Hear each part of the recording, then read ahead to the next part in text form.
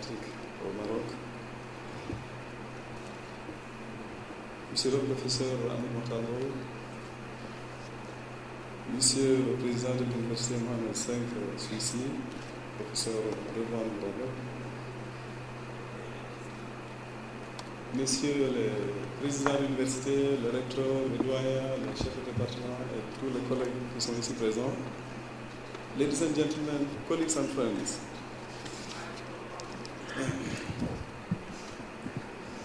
I would also like to recognize members of the Scientific Committee of CODESRIA who are present here, and members of the Executive Committee of CODESRIA, former presidents of CODESRIA,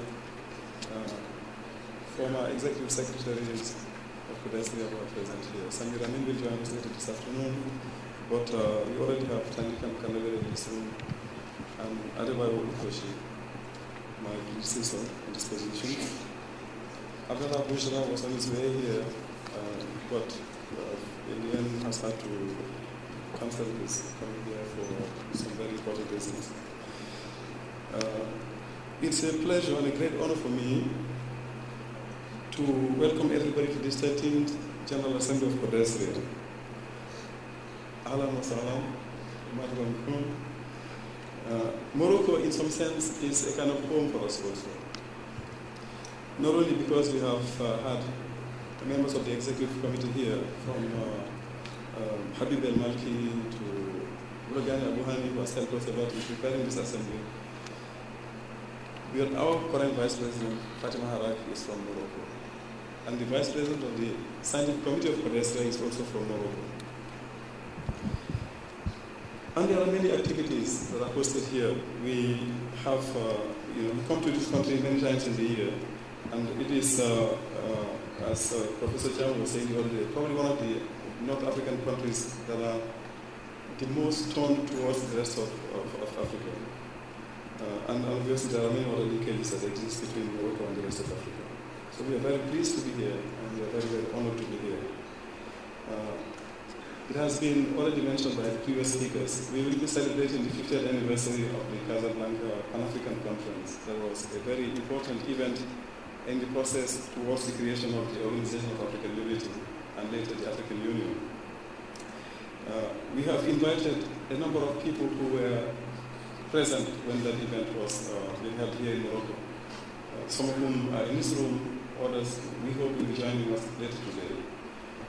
Others, unfortunately, will not be able to make it. We have also invited a number of our colleagues who've done some research on the event to speak about that great event that was very important for all of us. It would also be an opportunity to remember some of the great Pan-Africanists who have left us.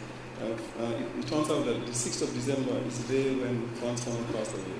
Frantz Fanon was a great Pan-Africanist. So we will be remembering him. And we will be remembering all of them, from Sylvester Williams to Tajuddin Abdul-Wahid, going through all the others. So this will be on Tuesday afternoon. We have a chance to come back to that event, particularly when we see the documentary. I'd like to welcome everybody here, each and every one of you. Welcoming our special guests from Asia and Latin America, North America and the Caribbeans. Welcoming also our colleagues from the Middle East who are also present here. We would like to welcome our partner institutions, particularly all those who have gone out of their way to organize panels and roundtables during the context of this General Assembly, which they sponsored for some of them entirely. We would like to welcome, in particular, the Board of Aegis and recognize that it is something we appreciate greatly that they have held their board meeting in Rabat in order to be present at this assembly. We live in a world in which both nature and society are changing very rapidly. And as we are meeting in Rabat, a great meeting was being held in Durban discussing climate change, where thousands of researchers and policymakers and civil society activists converge to discuss ways of dealing with climate change. And climate change is one of the challenges that have been identified for discussion in the course of this General Assembly. But we'll also be discussing other issues which are some of the sub-themes that will be addressed by this assembly, from the emerging powers and the emergence of a multipolar world to the intractable problems of poverty and conflict, rapid urbanization, international migrations, the communications evolutions, and so on. Now, this region, North Africa, is one region in which, as has been said by the President in his speech, was the theater and the site of great movements, political and social changes that occurred this year. And when we were planning to hold the General Assembly here in December, when the Executive Committee was making the decision, nobody imagined that so much would happen before we have the General Assembly here. Of course, the main challenges for the social sciences, for all the sciences for that matter, but for the social sciences in particular, in the face of these rapid changes, is to keep up with the changes, to be able to make correct interpretations of these changes. This means that the sciences themselves have to evolve and to keep up with the pace of change that is occurring in nature and society. And that's the only way, that's the condition for the sciences to contribute towards the building of a better world, a more equitable world, and a world that is just and sustainable. But science, as we know, has not only helped humanity in finding answers to its problems, science has also been, in many instances, part of the problem. Therefore, when we discuss the challenges of the 21st century, we have to have very clear about the angle from which we are looking at these problems. We would like to find answers and ways of dealing with these issues that help in building a just world and a world that is sustainable. Forestry has contributed over the years enormously towards the production of knowledge in Africa and about Africa, with a view to, as a way of contributing towards the development and transformation of our continent. In the short history of Codestria, 38 years, it's not so long in human history, Codestria has contributed a lot towards the production of knowledge that is informed by African realities and that is relevant to African realities, while at the same time being a valuable contribution to universal knowledge. Now, at this General Assembly alone, more than 200 papers will be presented, many of which are based on high-quality research. And we could have had a lot more papers presented if it wasn't for the limitations having to do with the logistics. Now, the papers speak to these themes and to the challenges of the 21st century in so many different ways. But one thing that became very clear to the scientific committee, which did the selection of the abstract and of the papers themselves, is that we still have a difficulty in thinking about the future in the social sciences. It was very striking that prospective thinking, for example, was almost absent in more than 3/4 of the papers that were presented, submitted for presentation this afternoon. So how can we contribute towards a better understanding of these challenges and the way processes of nature and society are evolving if we have serious gaps in our knowledge systems? Because that is what it means. It means that there are gaps in our knowledge system. There are areas that are still not covered adequately by African universities. I'm talking about prospective thinking, but we could also just talk about the ways in which African universities are not really seriously studying the other regions of the world as they ought to be. There are African study centers in every continent, but there are almost no European study centers, no Asian study centers, no American study centers on our continent. And that limits our possibilities for addressing challenges related to globalization and global environmental change and issues of that kind.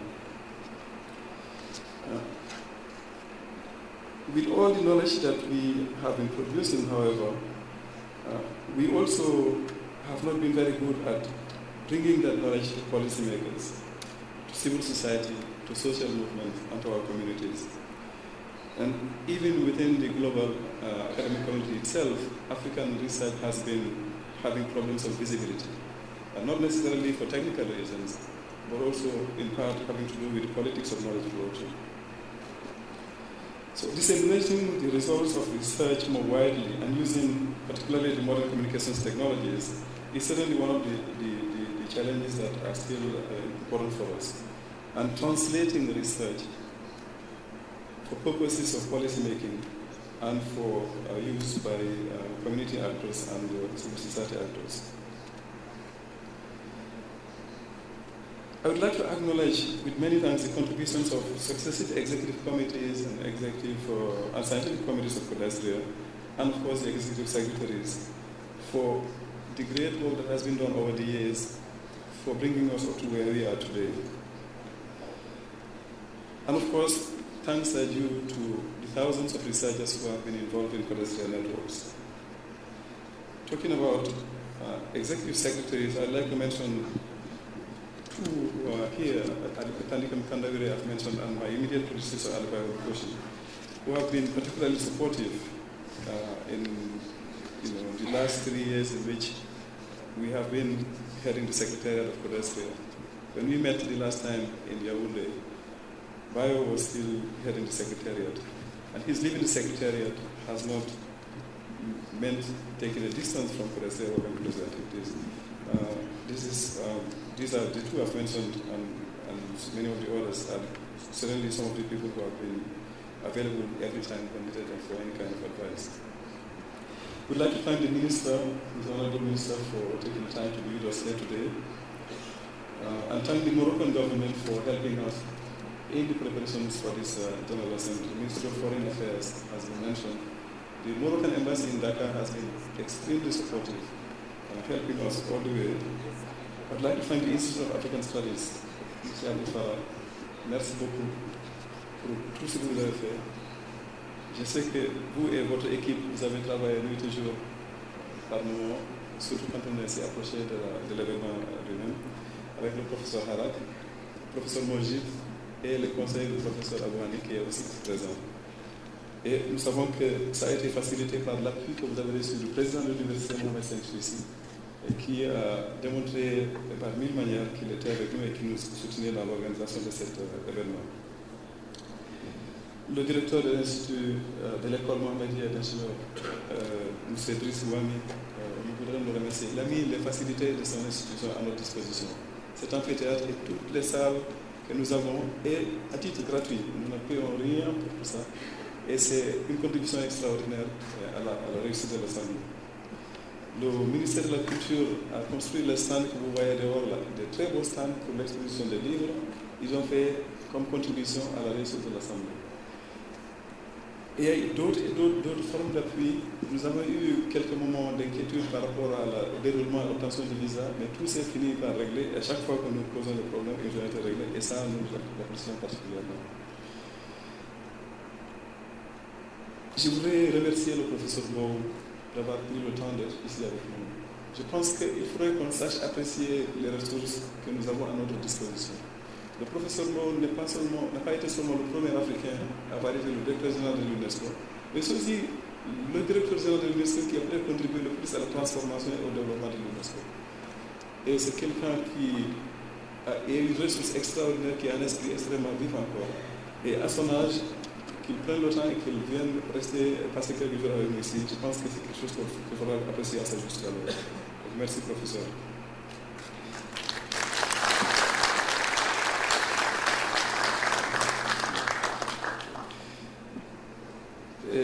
On voudrait remercier également le président de l'université Mohamed V Agdal et le doyen de la faculté de sciences sociales et humaines de l'université Mohamed V Agdal d'avoir accepté d'héberger la conférence des doyens. Il y a un certain nombre d'activités parallèles qui sont organisées en marge de cette assemblée-là. La conférence des doyens, la conférence des éditeurs de revues de CODESRIA et la réunion des coordonnateurs. Et l'université Mohamed V Agdal a accepté de mettre à notre disposition des salles et mettre toutes les facilités qu'il faut pour que la conférence des doyens se déroule très bien. Apologizing to the interpreters, I'd like to go back to English. Of course, the donors who have made this possible through the funding, they have been acknowledged by the President. We'll have a chance to come back to the point later on. I would like just to also to recognize the contribution of Objective Maroc, which is the company that has been helping us with all the logistics. They've been going out of their way to make sure that everything goes well.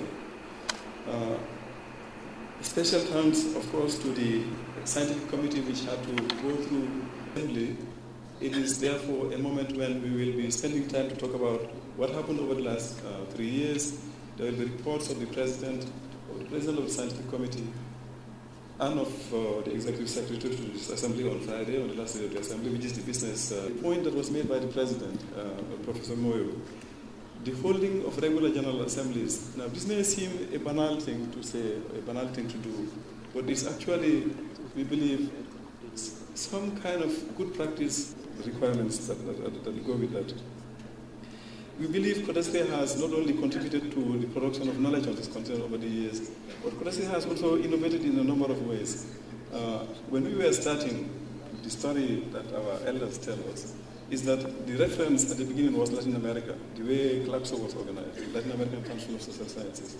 Very quickly, the understanding became very clear that we were living in a different context in Africa, and national working groups and other modes of organization were invented by CODESRIA.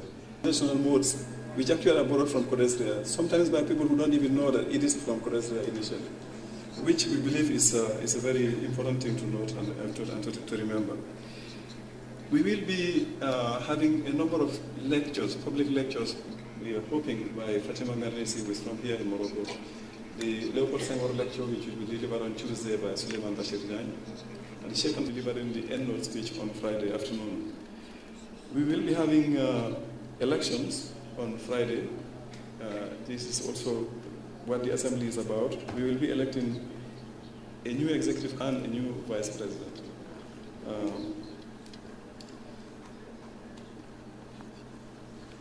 This Assembly is coming at a time, as we said, which is still full of uncertainties. We have not completely recovered from the economic crisis. CODESRIA will, as it has always done, find its way through the crisis and through this complex situation. Finally, I would like working round the clock, beyond the call of duty, to make sure that everything goes well.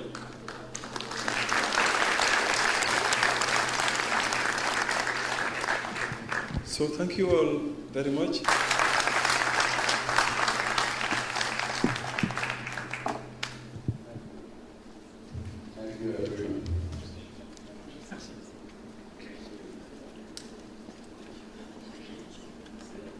Excellences, chers collègues, nous allons poursuivre notre séance et nous sommes arrivés à l'étape d'écouter des messages de solidarité de certaines personnalités, de certaines institutions. Et cette audition des messages de solidarité, nous allons la faire pendant toute la conférence. Chaque jour, nous prendrons quelques minutes pour passer la parole aux institutions sœurs qui collaborent avec nous, qui ont avec nous qui font avec nous le même combat, si j'ose dire, et qui travaillent avec nous pour que nous puissions développer, n'est-ce pas, l'Afrique à travers les sciences sociales. Monsieur le ministre Henri Ossébi, pour qu'il puisse nous présenter son message. Monsieur Henri Ossébi est un ancien membre du CODESRIA, du comité exécutif du CODESRIA. Il est pour le moment ministre de la Recherche scientifique du Congo et il a bien voulu prendre la parole à cette occasion.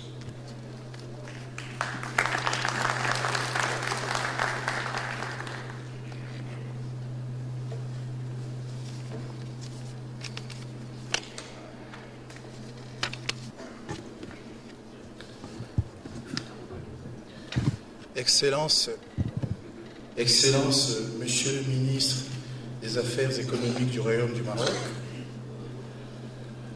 honorable vice-président de l'Assemblée nationale du Sénégal, respectable doyen Amadou Matarmbo, ancien directeur général de l'UNESCO, cher ami professeur Sam Moyo, président du comité exécutif du CODESRIA, Dr Ebrima Sall, secrétaire exécutif du CODESRIA, Professeur Driss Bouhami, directeur de l'école Mamoudia d'ingénieurs, distingués membres de la communauté scientifique africaine de la diaspora et du comité local d'organisation en vos rangs, grades et qualités, mesdames, mesdemoiselles et messieurs. Merci, grand merci au docteur Ebrima Sall, secrétaire exécutif du CODESRIA, et à toute son équipe de m'avoir invité à prendre la parole en ce moment solennel à l'occasion de cette 13e Assemblée générale du CODESRIA. En ma double qualité d'ancien membre du comité exécutif de cette institution pendant 8 années successives d'une part, et d'universitaire, enseignant et chercheur en sciences sociales d'autre part, c'est avec honneur et plaisir que j'ai tenu à être ici parmi les miens. À être ici, non pas en tant qu'invité spécial, comme le dit un peu abusivement le programme, en rapport avec les fonctions d'État que j'exerce aujourd'hui, mais qui sont, rassurez-vous, des fonctions à durée déterminée, comme tout le monde le sait, mais au contraire, et surtout, au-delà de celle-ci, en tant que membre à part entière de cette grande communauté scientifique dont le poids des charges m'a tenu éloigné sans entamer pour autant mon enracinement identitaire. Mais voici donc aujourd'hui avec vous, chers collègues, le cœur gros et la mémoire saturée de souvenirs. Heureux de retrouver quelques figures emblématiques de cette grande famille, les doyens Samir Amin, Amadi Ali Dieng, Bernard Foumou-Tchoukwa, Elmi Charaoui, à la jeune génération, représentée par les Adebayo Lukoshi, Gabriel Tati, Alcinda Onwana, Aminata Diao, Benoît Lututala, et en passant bien sûr par quelques figures marquantes des 2 décennies écoulées. Je ne voudrais pas oublier quelques monuments du CODESRIA comme Tandikam Kandawire, Zenebewel Ketades, Mahmoud Mandani, Jimmy Adesina, Sam Moyo, Akilapa Sawyer, Taïdida Tombiano, le professeur Kazadi, Moumar Koumba Diop, Mamadou Diouf, Souleymane Bachir Dial, Abdelahi Bouhani et tant d'autres, qui me pardonneront, tous ces anciens combattants, de ne pas les citer tous, faute de temps et de convenance. Mais le cœur y est.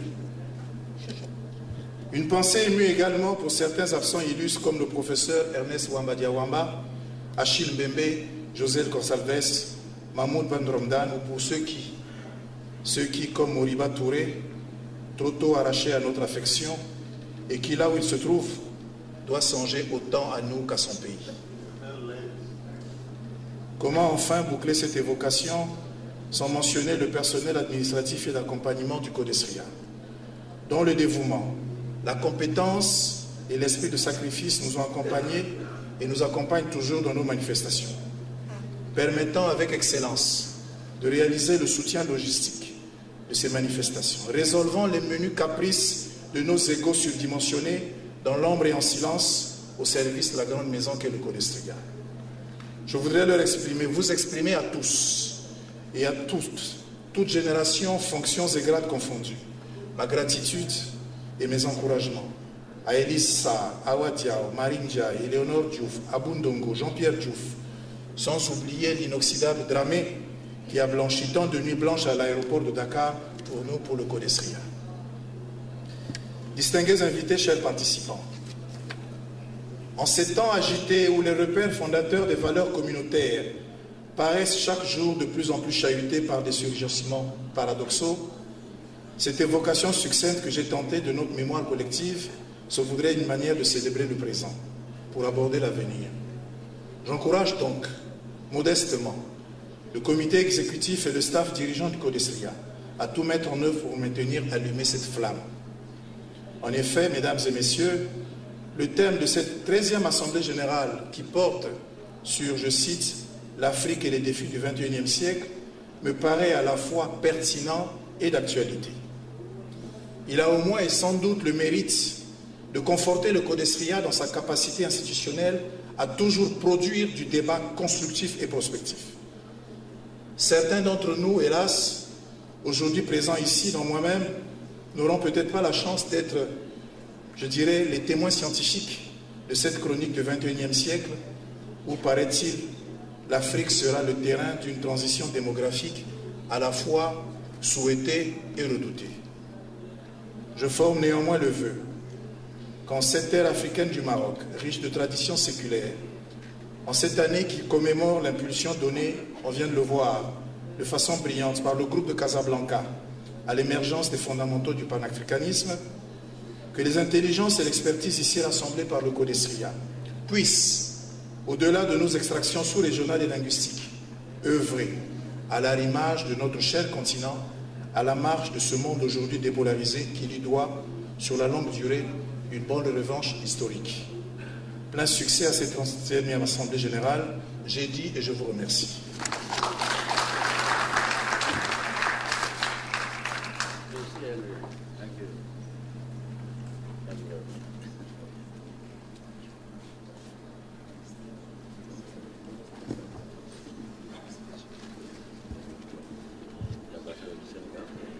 Merci, Excellence.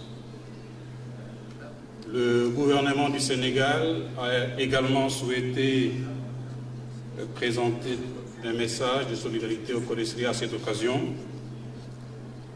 Il sera lu par l'ambassadeur du Sénégal au Maroc, que j'invite ici.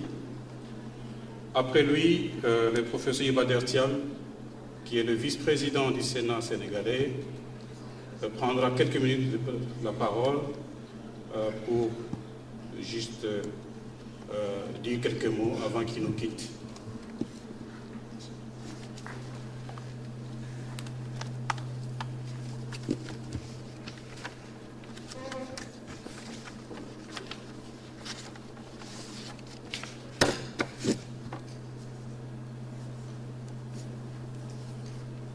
Assurant l'intérim du Premier ministre du gouvernement du Sénégal, Maître Madi Kenyan, ministre d'État, ministre des Affaires étrangères, m'a chargé de le représenter à cette cérémonie inaugurale de la 13e Assemblée générale du Conseil pour le développement de la recherche en sciences sociales en Afrique, CODESRIA. J'ai l'insigne honneur de vous délivrer le message qu'il vous adresse à cette occasion.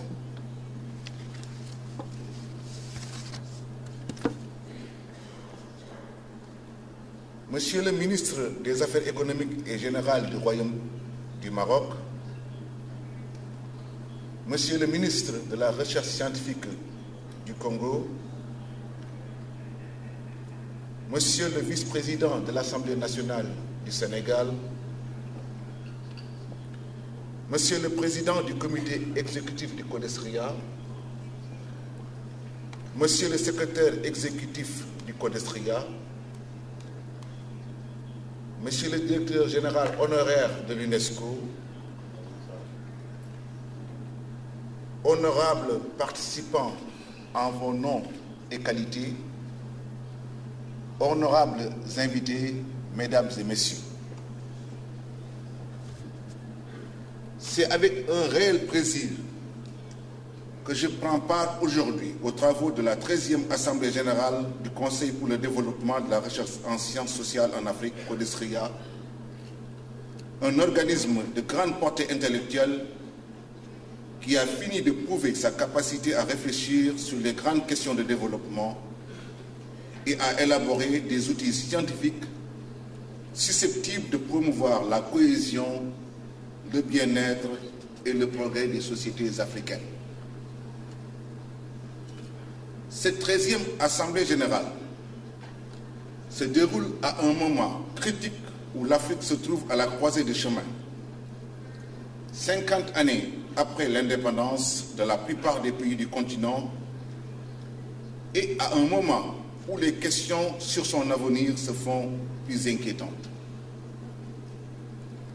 Aussi, nous faut-il saluer la pertinence du thème choisi cette année, à savoir l'Afrique et les défis du XXIe siècle.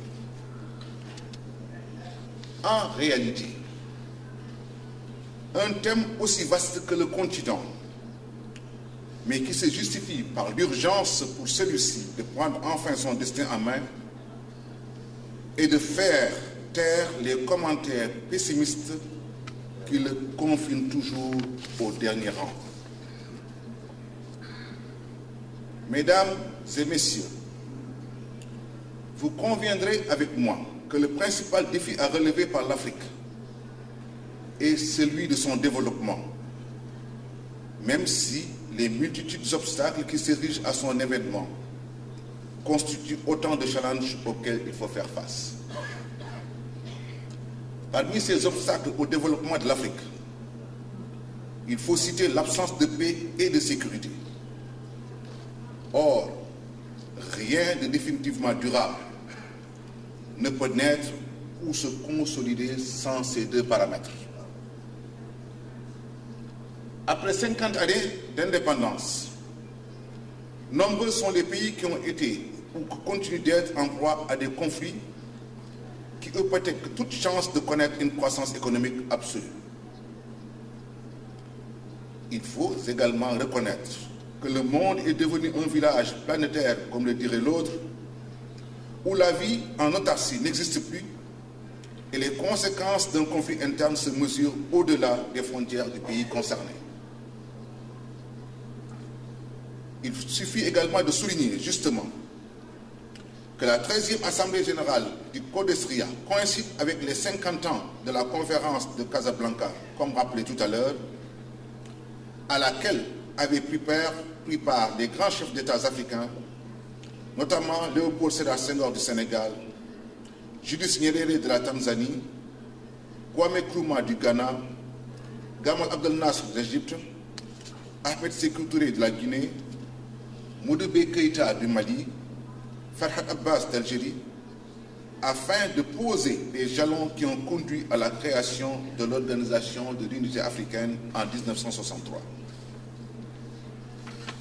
C'est l'occasion ici de rendre hommage à ces pères fondateurs de l'OIA, mais aussi à leurs pères de notre époque, qui ont pris la sage initiative de créer le Conseil de paix et de sécurité de l'actuelle Union africaine, convaincus qu'il constitue un organe clé pour la paix et le développement des pays africains, en ce qu'il promeut le règlement pacifique des conflits.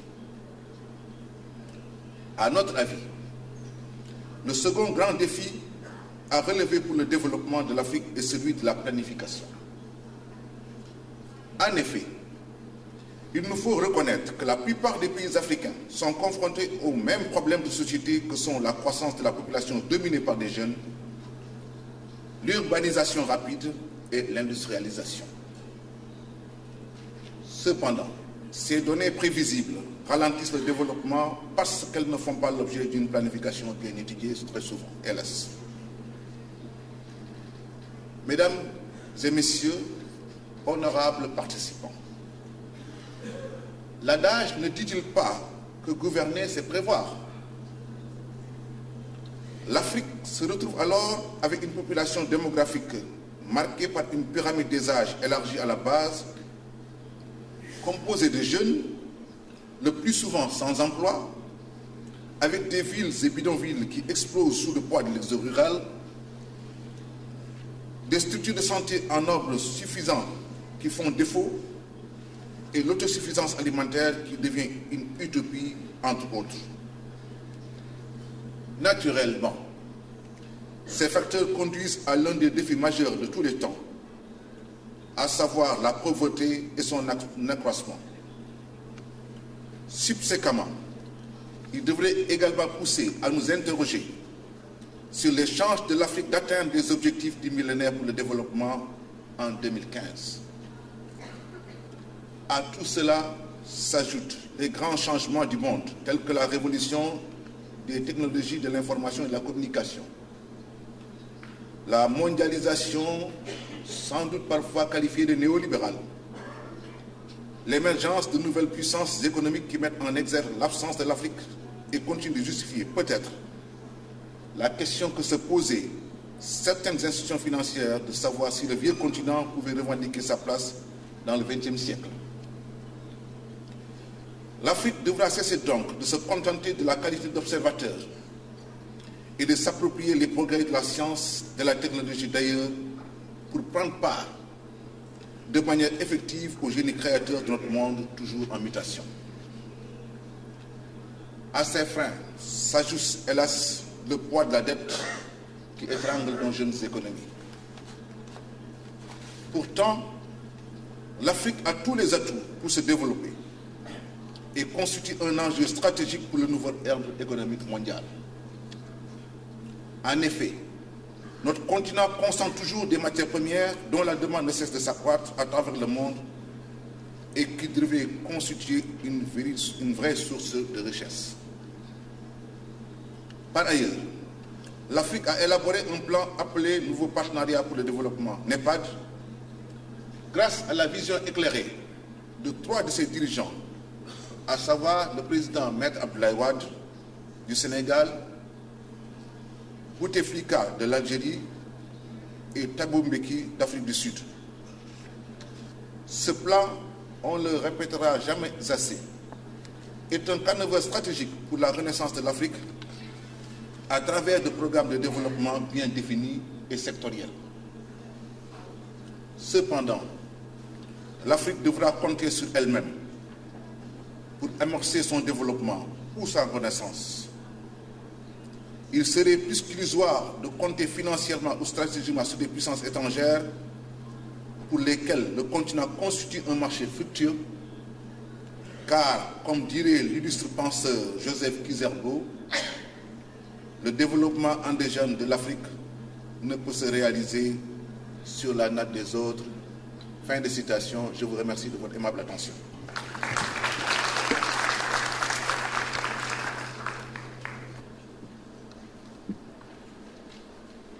Monsieur le ministre des Affaires économiques et sociales du Royaume du Maroc, Monsieur le directeur général honoraire de l'UNESCO, Monsieur le maire de Rabat, Messieurs les recteurs, Monsieur le directeur de l'Institut d'études africaines, Monsieur le président du Conseil exécutif, Monsieur le secrétaire général du Conseil exécutif, Messieurs les anciens secrétaires exécutifs du CODESRIA, Mesdames et Messieurs les partenaires au développement, Mesdames et Messieurs les représentants des institutions homologues, Messieurs les membres du comité d'organisation, Mesdames, Mesdemoiselles, Messieurs, je m'excuse si, à la vérité, le message que je vais transmettre sera un message de regret. Ayant été invité à diriger la 7e session plénière qui avait pour mission d'organiser la réflexion sur la conférence de Casablanca, j'étais venu au Maroc avec la volonté ferme de participer à vos travaux en tant qu'enseignant et chercheur du début jusqu'à la fin. Mais ce matin, à 8 heures, on m'a téléphoné du Sénégal pour me dire que mon ex-épouse, qui est la mère des 2 enfants que Dieu m'a donnés, venait de quitter ce monde. De son vivant, elle m'avait demandé de veiller personnellement sur elle si elle venait à quitter ce monde avant moi. Son fils venait d'arriver aux États-Unis ce matin à 5 heures. Il devait participer à une conférence scientifique et sa fille se trouvait à Paris pour des raisons de santé. Je suis donc obligé, après cette séance d'ouverture, de demander la permission d'être libéré pour retourner aussitôt au Sénégal. Mais je tenais, avant de le faire, à remercier la direction du CODESRIA de m'avoir invité à cette grande manifestation convoquée autour de thématiques majeures, celles qui sont susceptibles de permettre à l'Afrique de prendre en main son destin et de se hisser à une position dans la scène internationale qui lui permette de discuter à part égale avec les autres nations du monde en produisant précisément les savoirs qui lui permettront, au plan des idées, des concepts, des symboles, des valeurs et des références, de pouvoir prendre en main, comme je l'ai dit, son véritable destin. Je voudrais donc, en même temps que je remercierai les Codesria, présenter mes excuses aux représentants du gouvernement marocain amis, présenter également mes excuses à tous les participants à cette conférence qui sont ici, dans l'espoir que ce n'est que partie remise et que nous aurons l'occasion, dans d'autres circonstances, de pouvoir élaborer des relations de travail. Voilà simplement ce que je tenais à vous dire. Je m'excuse d'avoir un peu introduit dans cette manifestation une note de tristesse, mais je voulais m'adresser à l'assistance pour lui présenter les excuses. Je vous remercie.